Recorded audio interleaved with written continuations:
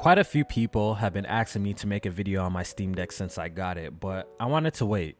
I wanted to wait until all the hype has died down. I wanted to wait until the FOMO and the honeymoon phase was over. I wanted to wait to see how long I would actually use it before potentially dropping it.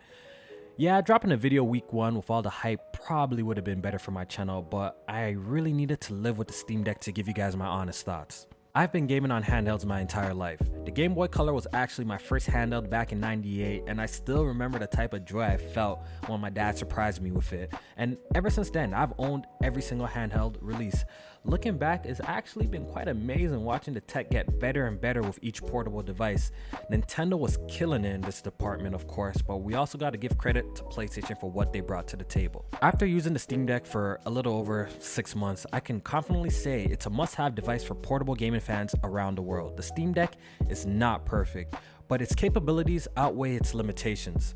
And Valve has been doing a pretty great job with frequent firmware updates improving the Steam Deck experience. I still remember the first time I booted up my deck and logged into my Steam account. I was overwhelmed. The fact that I had access to a majority of my 400 plus games I bought over the years on Steam was nuts. And Valve has made an easily identifiable filter system that lets you see what games are Steam Deck verified, playable, and untested. An untested categorized game doesn't necessarily mean it won't run on the deck.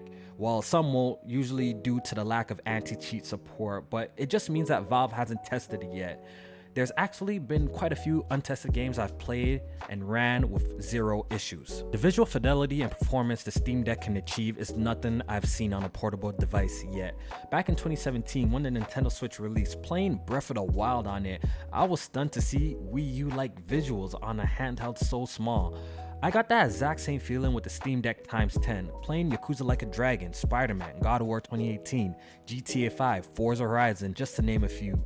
Really blew me away. Since the Steam Deck is a portable Linux-based PC running PC version of games, you can optimize each game's graphical settings to get your preferred performance.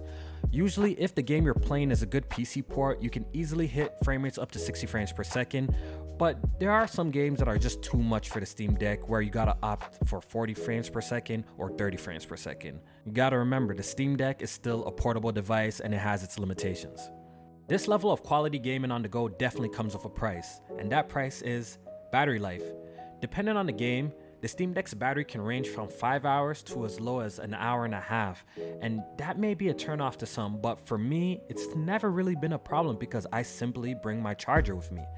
We in 2022, an outlet is always nearby, whether you're gaming in a car, on a road trip, on a plane, in an airport, by your bedside. My Steam Deck has never died on me because I'm always prepared.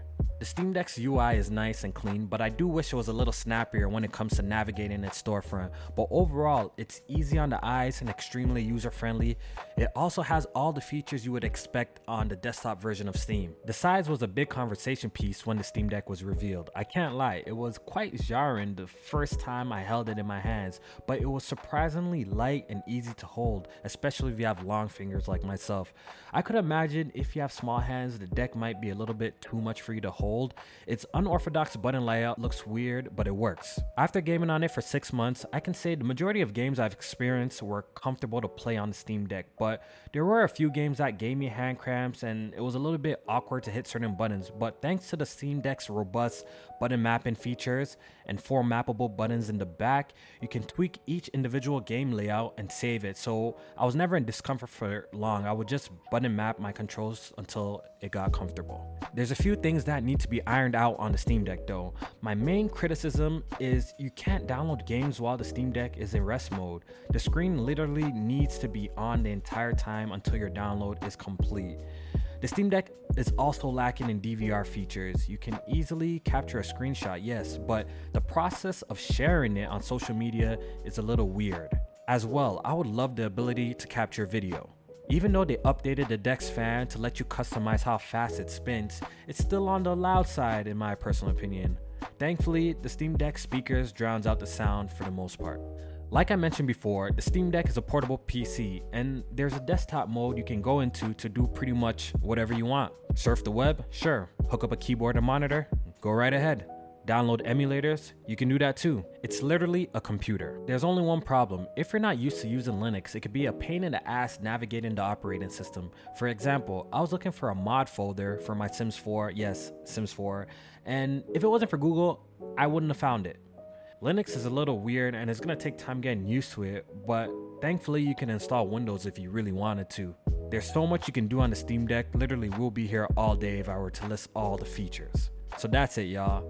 I've had the Steam Deck for 6 months and I still use it regularly, and it's the perfect complementary device for my PC. It's honestly a treat starting the game on the rig and continuing it on the Steam Deck while you're out on the road or just in bed. The cloud saves work great. Hope you all enjoyed the video, and if you did, please hit the like button, it helps the channel, and subscribe for more quality content. Take it easy.